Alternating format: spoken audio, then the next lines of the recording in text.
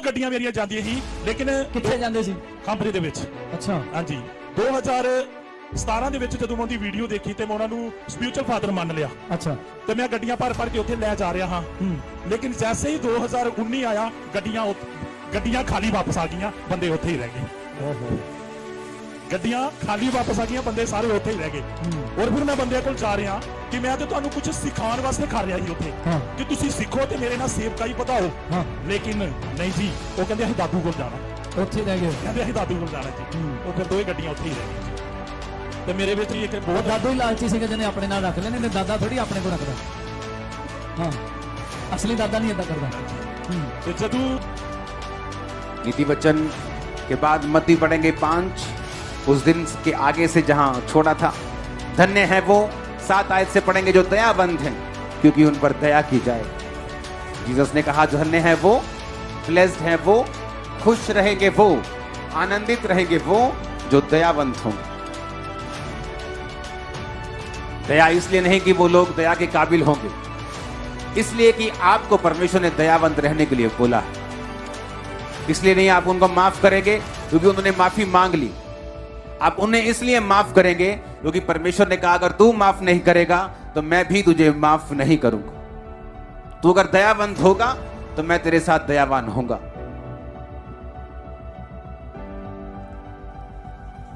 Bible कहती एक व्यक्ति अपने देनदार से जिससे उसने पैसे देने थे मिला और उससे कहा ओए पैसा निकाल मेरा, नहीं तो तेरे को अभी मैं जेल में देता हूं। उसने माफी मांगी, उसने बेग किया, उसने भीख मांगी और बोला प्लीज मैं पैसा नहीं दे सकता, प्लीज मुझे कुछ समय दे दो, मुझे माफ कर दो।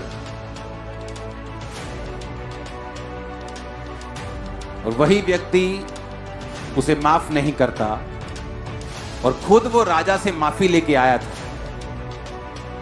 और राजा को बोला था कि मुझे माफ कर दे, पैसा नहीं दे सकता। और आगे जब उसने किसी से पैसे लेने थे, जैसे राजा ने उसे माफ किया, उसने आगे माफ नहीं किया। इसने राजा को जाके बता दिया कि तूने उसको माफ किया था ना, लेकिन उसने अपने अगले कर्जदार को माफ नहीं किया। राजा ने कहा बुलाओ और उसे जेल में डाल दो। जिस तरह मैंने उस पर दया की, उसे भी दया करनी चाहिए। क्या आपके मेरे गुनाह माफ होने के काबिल थे? क्या मैंने जो परमेश्वर की कलीसिया को सताया क्या माफ होने के काबिल था? नहीं, लेकिन उसने मुझे माफ किया। मैं आपको प्रीच कर रहा हूं, इसलिए मुझे भी माफ करना है उनको जो इस काबिल नहीं। बाइबल में लिखा विश्वासियों को परमेश्वर ने कुत्तों के साथ कंपेयर किया। कि कौन से विश्वासी? लिखा जो विश्वासी एक दूसरे को दांत से काटते और फाड़ते हैं, एक दूसरे की बदनामी करना, एक दूसरे को नीचा करने की कोशिश करनी, अपनी मिनिस्ट्री को अप करने के लिए दूसरी मिनिस्ट्री के बारे में बुरी बातें को बोलना। परमेश्वर ने कहा ऐसे कुत्तों से चौकस रहना, काट कूट करने वालों से चौकस रहना, तुम दयावान बनना जिस तरह तुम्हारा पिता दयावान। हालेलुया। आगे लिखा धन्य है वो जिनके मन शुद्ध हैं क्योंकि वो परमेश्वर को देखेंगे। जब आप परमेश्वर में आते हैं, 2 तरह के विश्वासी हैं, एक वो जो साफ दिल के हैं, एक वो जो शुद्ध दिल के हैं। सब क्रिश्चियन, सब यहूदी साफ दिल के थे, लेकिन यूसुफ शुद्ध दिल का था। और बाइबल कहती है जो शुद्ध मन के हैं वो परमेश्वर को देखेंगे। दाऊद जब शाऊल के उससे भाग रहा था और शाऊल को मारने का उसे मौका मिल गया एक गुफा में, तो उसके दोस्त बोले दाऊद शाऊल को मार दे क्योंकि यही तेरा दुश्मन तेरे प्राणों का ग्राहक है और जब ये मर जाएगा तो उसी कुर्सी पे चला जाएगा जिसके लिए खुदा ने तेरा राजा होने के लिए अभिषेक किया। पर दाऊद ने कहा चाहे प्रभु का आत्मा शाऊल पर से उठ चुका है पर मैं इसको मारूंगा नहीं क्योंकि ये यहोवा का अभिषिक्त है। जो अभिषिक्त था, जिस पे आत्मा उतरता था, दाऊद उसको भी मार के खुश नहीं था।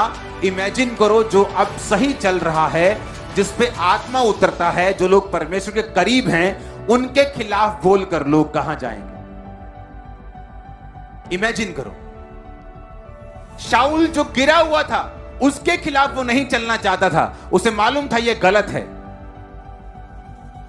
और सोचो जो खड़ा है उसके खिलाफ चलना अपने परिवार को श्रापित करने के बराबर। यीशु मसीह ने कहा धन्य हो तुम, धन्य है वो जो शुद्ध मन के हैं। कौन था शुद्ध मन? दाऊद के जैसा। जिसने कहा नहीं मैं इसको नहीं मारूंगा, चाहे मेरे प्राण का ग्राहक है, चाहे इसके बाद ये कुर्सी मेरी है राजा की, लेकिन तब भी मैं शॉर्टकट नहीं अपनाऊंगा, मैं इसे माफ करूंगा।